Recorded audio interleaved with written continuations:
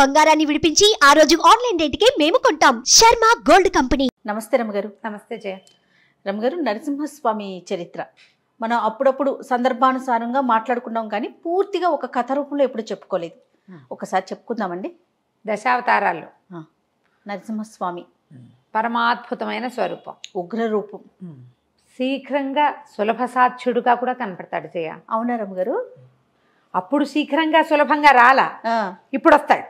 ఓహో, ఈ కాలానికి వస్తాడంటారా? ఇప్పుడు వస్తాడు. ఇప్పుడు ప్రమాదాల్లో ఆయన చాలా సహాయకారిగా ఉంటాడు, చాలా తోడుగా ఉంటాడు స్వామి.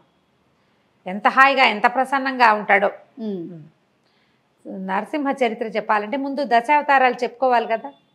మత్స్య కూర్మ వరాహ అవతారాల తర్వాత ఈ మృగపతి అవతారాన్ని ఎత్తాడు ఈయన. నరమృగ రూపుడు, సగం మనిషి సగం మృగం. దీనికి ముందున్న స్వరూపం వరాహ స్వరూపం కదా. ఇవి రెండు ఇంటర్లింక్డ్గా కనిపిస్తాయి. వరాహ స్వరూపము, నరసింహ స్వరూపము లింక్ దగ్గరగా. పూర్వం ఇప్పుడు జయ విజయులు అని విష్ణుమూర్తి యొక్క పార్షదులు, వాళ్ళ వాకిట్లో ఉండేటువంటి కాపలాదారులు. సనక సనందనాదులని నలుగురు మనుషులు. సనక సనందన, సనత్కుమార, సనత్ సుజాతులు. వాళ్ళు బ్రహ్మ కుమారులు, మానసపుత్రులు. బాలురుగానే కనపడతారు. మాకు జ్ఞానమే, వాళ్ళని సృష్టి చేయమంటే మేమేం చెయ్యం, మాకు జ్ఞానమే కావాలన్నారు వాళ్ళు. తర్వాత సృష్టి బ్రహ్మ చేసుకున్నాడు. ఈ బాలురుగా ఉన్న వాళ్ళు ఒకసారి వచ్చి విష్ణుమూర్తిని చూడబోయారు. స్వామివారు ఏకాంతంలో ఉన్నారు కాబట్టి ప్రవేశం కుదరదన్నారు ద్వారపాలకులు. వీళ్ళ కోపం వచ్చింది, మాకు అడ్డేమిటి అని చెప్పి విష్ణు సేవ మీ ఎందు ఉన్నదని ఇలాంటి అహంకరించారు కాబట్టి స్వామి సేవకి దూరం అయిపోండి అని శపించారు. తర్వాత విష్ణువు లేచి వచ్చి వాళ్ళని బలకరించి ఈ సేవా భాగ్యం లభించదని దుఃఖంతో కుమిలిపోతున్న జయ విజయులకి ఈ శాపానికి ఒక చిన్న సడలింపు చేశాడు. భక్తులుగా 10 జన్మలు ఎత్తుతారా, శత్రువులుగా 3 జన్మలు ఎత్తుతారా? నాకు భగవంతుని భక్తులుగా 10 లేదా 100 జన్మలని కూడా ఒక పాఠభేదం కనపడుతుంది. భగవంతుని భక్తులే, స్వామి మీద ప్రీతి ఉన్న వాళ్ళే కొన్ని జన్మలు ఎత్తాలి అలాగా. లేదా శత్రువులుగా స్వామిని ద్వేషిస్తూ ప్రభుద్వేషంతో 3 జన్మలు ఎత్తుతారా అంటే 3 జన్మల్లో తిరిగి వచ్చేయచ్చని జయ విజయులు ఇది కోరుకున్నారు. వాళ్ళు 3 సార్లు పుట్టారు. 3 సార్లు విష్ణుద్వేషులు ఎప్పుడూ దైత్యులే, రాక్షసులు. దేవతలు విష్ణువు యొక్క అన్నదమ్ములు, ఆయనతో పాటు ఉండేవాళ్ళు. విష్ణుద్వేషులుగా పుట్టాలంటే రాక్షస జన్మ అయితే ఆయన చేతిలో మరణం సంభవించే అవకాశం కూడా లభిస్తుంది. ఎందుకంటే హరి రాక్షసాంతకుడు కాబట్టి. అప్పుడు వీళ్ళు ఎలా కోరుకున్నారు? 3 జన్మలకి కోరుకున్నారు. మొట్టమొదటి జన్మ వాళ్ళు హిరణ్యాక్ష హిరణ్యకశపులుగా జన్మించారు. మళ్ళీ ఎవరికో పుటల, ఈ విష్ణువుకి దేవతల తండ్రి అయిన కశ్యప ప్రజాపతికి జన్మించారు వాళ్ళ పరంపరలోనే. హిరణ్యాక్షుడు, హిరణ్యకశపుడు వీళ్ళు బ్రహ్మదేవ కోసం విపరీతంగా తపస్సు చేసి వేరువేరు వరాలు పొందారు. పొంది విపరీతమైన వరగర్వంతో ముందు హిరణ్యాక్షుడు అతను ఏం చేశాడు? భూదేవిని ముంచేశాడు, సముద్రంలోకి పట్టుకెళ్ళి పడేసేసాడు.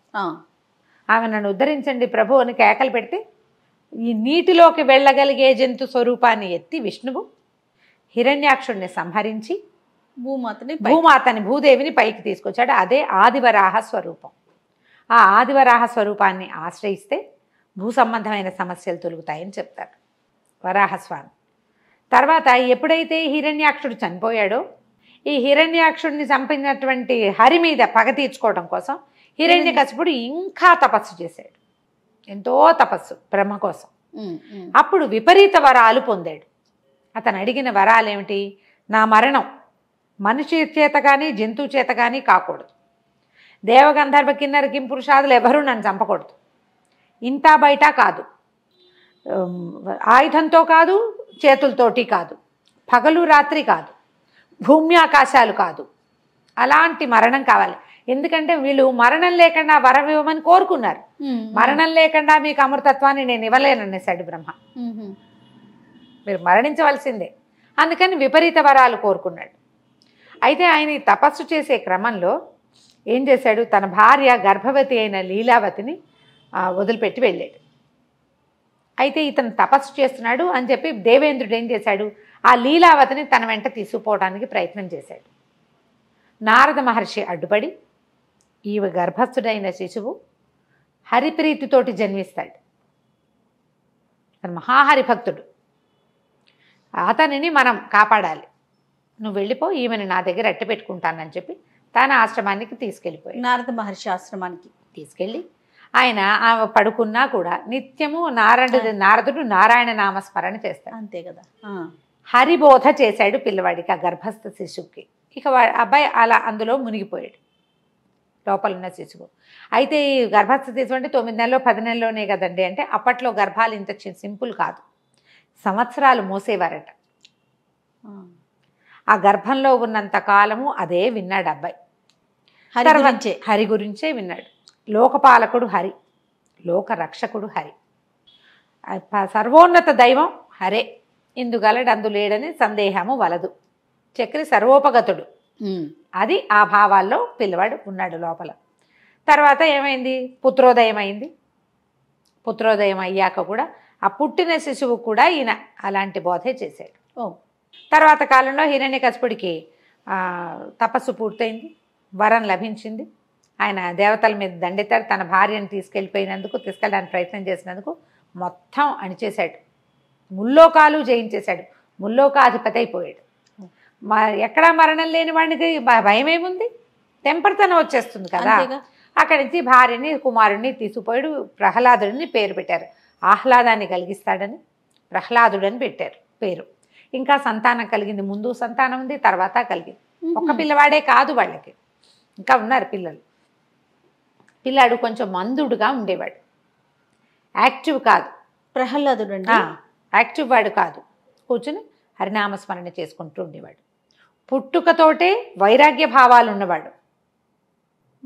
భగవంతుడే అన్నిటికీ మూలమని, అన్నిటికీ ఆద్యంతాలు అతడేనని నమ్మేవాడు అనమాట. ఈ పిల్లాడికి ఒక 7-8 సంవత్సరాలు వచ్చాక కొంచెం మబ్బుగా ఉన్నాడు, చదువులో పెట్టాలనుకున్నారు. అప్పుడు చండామార్కులని, చండు అమార్కుడు బహుశా వాళ్ళ పేర్లు, ఈ చండామార్కులకి అప్పచెప్పారు విద్య నేర్పించమని. వాళ్ళు ఏం చెప్పినా ఈ పిల్లాడికి క్షణంలో వచ్చేస్తుంది, ఏకసంధాగ్రాహి.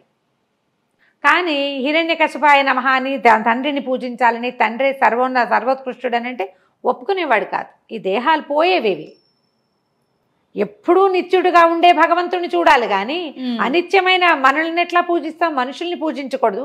రాక్షసుడైతే ఈయనకి మరణం తప్పదు ఎప్పుడో ఒకప్పుడు, నిత్యుడు కాదు కదా. మనం ఉన్నా లేకపోయినా ఉండేవాడు భగవంతుడు, నేనున్నప్పుడు ఉండేవాడు దేవుడేట అవుతాడు. అట్లా కాదు. ఇతను ఏం చేశాడు, పిల్లవాడు తన చుట్టుపక్కల ఉన్న వాళ్ళందరికీ హరిబోధ చేయటం మొదలుపెట్టాడు. హరినామస్మరణతోటి గురుకులం అంతా మారుమోగిపోయేది. పిల్లలు ఆ ఉద్రేకానికి లోనైపోయేవారు.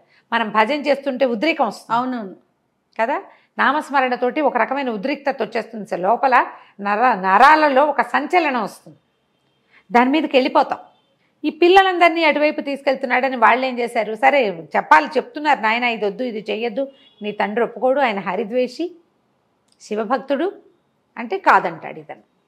తర్వాత ఏం చేశారు, పిల్లాడి చదువు పరీక్షిద్దామని పిలిచారు. పరీక్షించేసరికల్లా అతనేమన్నాడు, హరే సర్వాంతర్యామని చెప్పటం మొదలుపెట్టాడు. తండ్రికి అర్థం కాలేదు. ఇక పిల్లాడిని ఎలాగైనా, వీడు ఏంటంటే వీడు చెదపురుగు, చీడపురుగు కుటుంబానికి, ఇలాంటి వాడు ఒకడు పుడితే ఇక మొత్తం కుటుంబం అంతా పాడైపోతుంది. పిల్లవాడిని సంహరించాలనుకున్నాడు ఆయన. నాకు ఇంటికి ఎక్కడ వేర్పురుగు ఉంటే ఇల్లంతా మొత్తం చెట్టంతా పోతుంది, నా కుటుంబం అంతా నాశనం అయిపోతుంది, మేమంతా హరిద్వేషంతో ఉంటే వీడొక్కడు ఎందుకు హరిప్రేమికుడుగా ఉండాలి. వాడిని చంపడానికి రకరకాల ప్రయత్నం చేశారు. విషం ఇచ్చారు, ఏది ఇచ్చినా హరినామస్మరణతోటే స్వీకరించేవాడు. ఏనుగులతో తొక్కించడానికి ప్రయత్నం చేశారు, కొండల మీద నుంచి పడేశారు, అగ్నిలో పడేశారు, పెద్ద పెద్ద పాములతోటి కరిపించారు. ఏం చేసినా అతనికి మరణం రాల. ఏది ఇచ్చినా అతని లోపలికి వెళ్ళిపోయేది. ఆ భగవన్నామస్మరణే అతన్ని రక్షించేది. ఇక విసిగిపోయాడు తండ్రి. విసిగిపోయి ఒకనాడు తండ్రి కొడుకు వాదించుకున్నారు బాగా. చిన్న పిల్లవాడే, 10-12 ఏళ్ళు వచ్చింటాయి, అంతకంటే వయసు ఉన్నట్టుగా కనపడదు కథల్లో. మన సినిమాల్లో అయితే మరీ చిట్టి పిల్లవాడిగా చూస్తాం, అంత చిట్టివాడు కాదు, కొంచెం రాజ్యం చేయగలిగే ఆలోచన వచ్చే వయసు వచ్చిందనే అనిపిస్తుంది. తండ్రి తర్వాత అతనే రాజయ్యాడు కాబట్టి. తర్వాత ఒకరోజు పిలిచాడు, ఇద్దరు మాట్లాడుకున్నారు. మాట్లాడుకున్నాక ఆయన అన్నాడు, సర్వాంతర్యామంటావు, ఎక్కడున్నాడో పిలువు, నాకు చూపించు. అసలు ఇప్పటిదాకా ఎదురే పడలేదు, ముల్లోకాలు చూశాను నేను, ఎక్కడ చూసినా వాడు ఎక్కడున్నాడో మాకు కనపడలేదు, నేను చూడలా. అతన్ని చూసి అతన్ని సంహరించాలని కోరిక. మా అన్నయ్యని చంపేశాడు, నేను చంపాలి అతన్ని, చూపించు, నువ్వు ఎక్కడ చూపిస్తే అక్కడ చేస్తాను.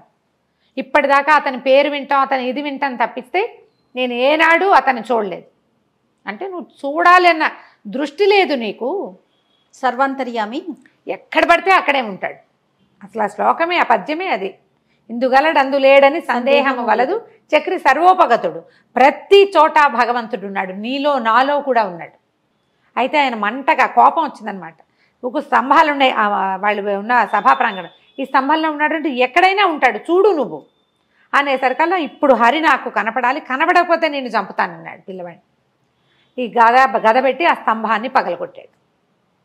సాయంకాలం వేళ మునిమాపు చలవ చీకటి పడే వేళలో కొట్టేసరికల్లా ఆ స్తంభం పెళపెళ భావాలతో పగిలిపోయింది. పగిలి అందులోంచి సమయం ఆసన్నమైంది కాబట్టి భగవంతుడు ఇట్లా 2 స్వరూపాలతో, సింహపు ముఖము, మానవ దేహంతో బయటకు వచ్చాడు. ఆశ్చర్యపోయాడు హిరణ్యకశిపుడు. నువ్వా, ఇలా ఉన్నావా నువ్వు అని ఆశ్చర్యపోయాడు. అసలు పద్యాలు ఎంత బాగుంటాయో భాగవతంలో, భలే అద్భుతంగా ఉంటాయి. అనేసరికల్ ఉగ్రరూపం, అలా వచ్చిన స్వరూపము. నువ్వు ఏదైనా కొట్టితే ఒక చోటకి వేడి వస్తుంది కదా, ఎక్కడో కొట్టావు, పటా పటా పట్ట కొట్టావు, కొట్టిన చోట ముట్టుకో, నువ్వు చేత్తో కొట్టినా వెచ్చబడుతుంది. ఒక గంట మనం ఒక చోట కూర్చుంటే మనం కూర్చుని నేలే వెచ్చబడుతుంది. బాగా చెప్పారు కదా. అవునండి. ఈ స్తంభాన్ని ఇనప గదతోటి, లోహపు గదతోటి కొట్టి కొట్టి ఒక తీక్ష్ణతని, వేడిని కల్పించాడు హిరణ్యకశిపుడు. ఆ వేడిలోంచి పుట్టిన భగవంతుడు మహోగ్ర రూపంతో వచ్చాడు. ఆ ఉగ్రరూపం చూసేసరికి వణికిపోయాడు పిల్లవాడు. ఇది ఇలాంటి స్వరూపంలో భగవంతుడు ఉంటాడని తెలియదు అతనికి. ఆ పాలకడల్లో ఎక్కడో పడుకుని ఉంటాడు అలాంటివే తెలుసు. భగవంతుడు ఎలా ఉన్నా భగవంతుడే. మనకు భయం వేస్తుంది కానీ నారాయణ నారాయణ అంటూ పక్కకి తప్పుకునేసరికి ఈయన ఏం చేశాడు, ఈ రాక్షసుడితో యుద్ధం చేశాడు. కానీ హిరణ్యకశిపుడు ఓటమిని అంగీకరించాల. గద తిప్పి ఆయన మీదకి పడ్డాడు యుద్ధానికి. పడేసరికి ఈయన ఒక దెబ్బ కొట్టి అతన్ని ఈడ్చుకెళ్ళాడట. ఈడ్చుకెళ్ళి కరెక్ట్గా గుమ్మం మీద కూర్చున్నాడు.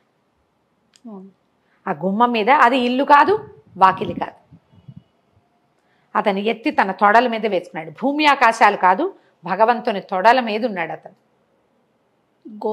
గోళ్లతోటి. అది సాయంత్రం కాదు, పగలు కాదు, రాత్రి కాదు, సాయంకాలం మునిమాపు వేళ చీకటి పడే సంధ్యా సమయంలో ఈ చేతులు కాదు, ఆయుధం కాదు, గోళ్లతోటి చీల్చి అతనిని సంహరించాడు. ఈ సంహరించేసరికల్లా ఆ ఉగ్ర రూపం చూస్తే వణికిపోయారు అందరూ.